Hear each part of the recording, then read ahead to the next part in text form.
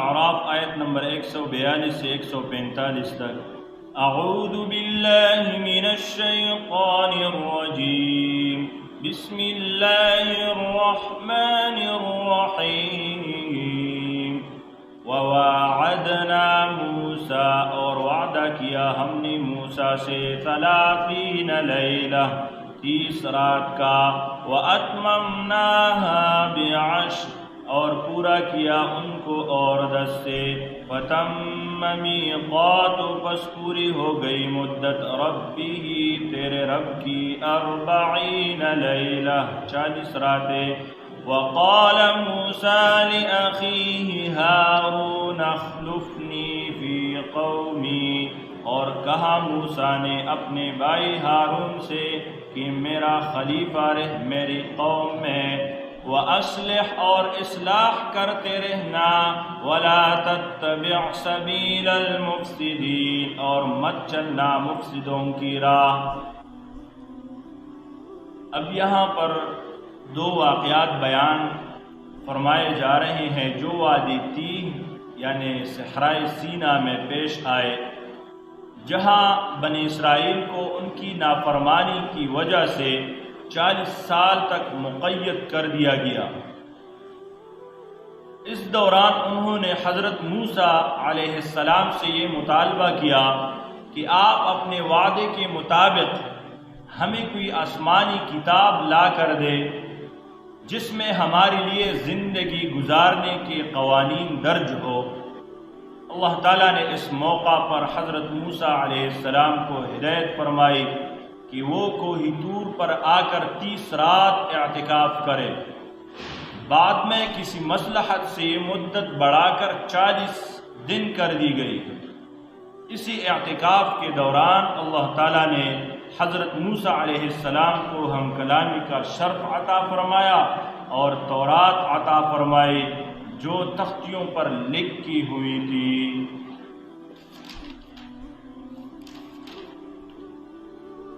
وَلَمَّا جَاءَ مُوسَىٰ لِمِيقَاتِنَا، اور جب پہنچا موسیٰ لِمِيقَاتِنَا، ہمارے وعدہ پر، وَكَلَّمَهُ رَبُّهُ، اور کلام کیا اس سے اس کے رب نے، قَالَ رَبِّ، بولا اے میرے رب، أَرِنِي، تو مجھے دکھا، انظر الیک، میں تجھ کو دیکھوں۔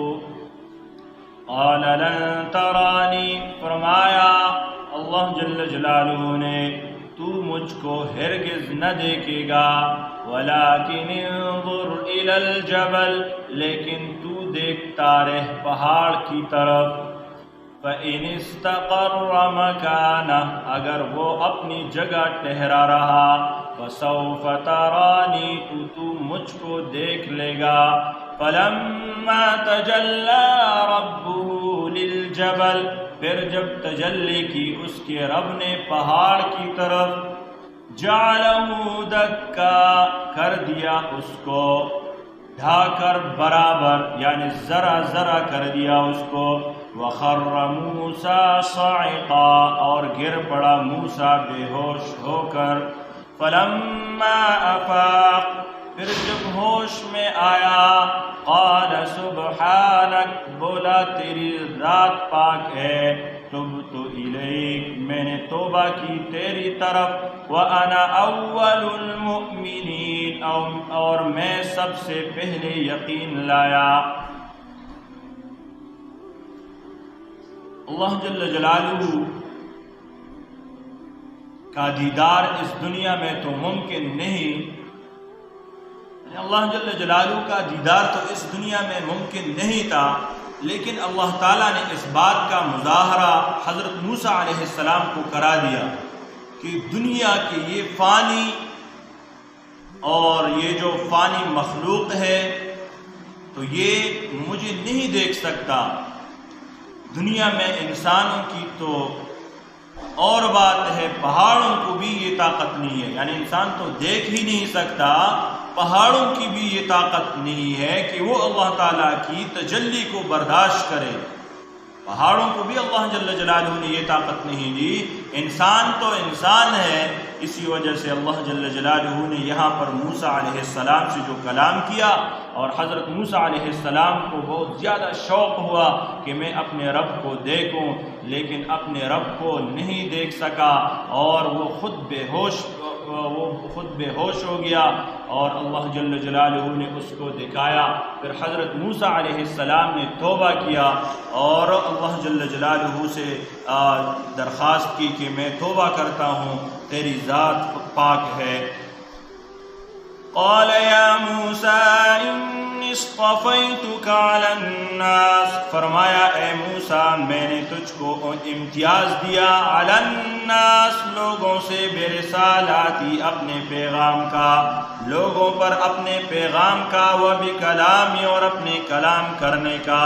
فخذ ما آتیتک، سو لے لو میں نے جو تجھ کو دیا، وکن من الشاکرین اور شاکر رہے. تو اللہ جل جلالہ نے فرمایا موسیٰ علیہ السلام کو کہ میں نے آپ کو چنا، اور کس اعتبار سے؟ برسالاتی و بکلامی، اپنے پیغامات کے ذریعے اور اپنے کلام کے. اللہ جل جلالہ نے کلام کیا حضرت موسیٰ علیہ السلام سے، اور پھر حضرت موسیٰ علیہ السلام کو اللہ جل جلالہ نے فرمایا کہ میں جو آپ کو دے رہا ہوں آپ اس کو پکڑ اور شکر کرتے رہنا. وَكَتَبْنَا لَهُ فِي الْأَلْوَاحِ، اور لکھ دی ہم نے اس کو تختیوں پر، مِن كُلِّ شَيْءٍ مَوْعِظَةً، ہر قسم کی نصیحت، وَتَفْصِيلًا لِكُلِّ شَيْءٍ اور تفصیل ہر چیز کی. فَخُذْهَا بِقُوَّةٍ، سو پکڑے ان کو زور سے. فَخُذْهَا بِقُوَّةٍ، پس پکڑ لو اس کو زور سے. وَأْمُرْ قَوْمَكَ، اور حکم کر اپنی قوم کو، يَأْخُذُوا بِأَحْسَنِهَا، کہ پکڑے رہے اس کی بہتر باتیں. سَأُرِيكُمْ دَارَ الْفَاسِقِينَ، عن قریب میں تم کو دکھلاؤں گا گھر نافرمانوں کا.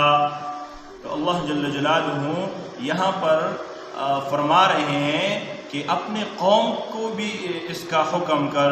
اس کا مطلب یہ بھی ہو سکتا ہے کہ تورات کے تمام ہی احکام بہتر ہے، اور اس میں جو یہ کہا یأخذوا بأحسنها، کہ پکڑے رہے اس کی بہتر بات ہے. اپنے قوم کو یہ بتا کہ حکم دو اپنے قوم کو کہ پکڑے رہے اس کی بہتر بات ہے. تو اس کا مطلب یہ بھی ہو سکتا ہے کہ تورات کے تمام ہی احکام بہترین ہے، ان پر عمل کرنا چاہیے. اور یہ مطلب بھی ہو سکتا ہے کہ جہاں تورات نے ایک کام کو جائز کہا ہو لیکن دوسرے کام کو بہتر یا مستحب قرار دیا ہو، تو اللہ تعالیٰ کی شکر کا تقاضا یہ ہے کہ اس کام کو اختیار کر لیا جائے جس کو اس میں بہترین قرار دیا گیا ہو.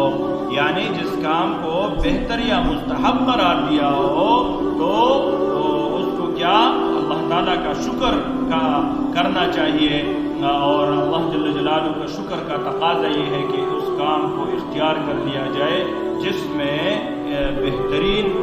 کو اس میں بہترین قرار دیا گیا ہے. یعنی اس کو اختیار دیا ہے، جس میں اختیار دیا ہو تو پھر وہ وہی کام اختیار کرے جس کو اس میں بہترین قرار دیا گیا ہے. یہاں پر دیکھو اللہ جل جلالہ نے فرمایا سأریکم دار الفاسقین، عن قریب میں تم کو دکھلاؤں گا گھر نافرمانوں کا. بظاہر اس سے مراد فلسطین کا علاقہ ہے جو اس وقت عمالقہ کے قبضے میں تھا، اور دکھانے سے مراد یہ ہے کہ وہ علاقہ بنی اسرائیل کے قبضہ میں آ جائے، جیسا کہ حضرت یوشع اور حضرت سموئیل علیہما السلام، حضرت یوشع اور حضرت سموئیل علیہم السلام کے زمانے میں ہوا. بعض مفسرین نے نافرمانوں کے گھر کا مطلب دوزخ بتایا ہے، اور مقصد یہ بیان کیا جا رہا ہے کہ آخرت میں تمہیں نافرمانوں کا یہ انجام دکھا دیا جائے گا کہ جنہوں نے تم پر ظلم کیے تھے وہ کس برے حال میں ہے. اللہ جل جلالہ عمل کرنے کی توفیق عطا فرمائے. وآخر دعوانا ان الحمد للہ رب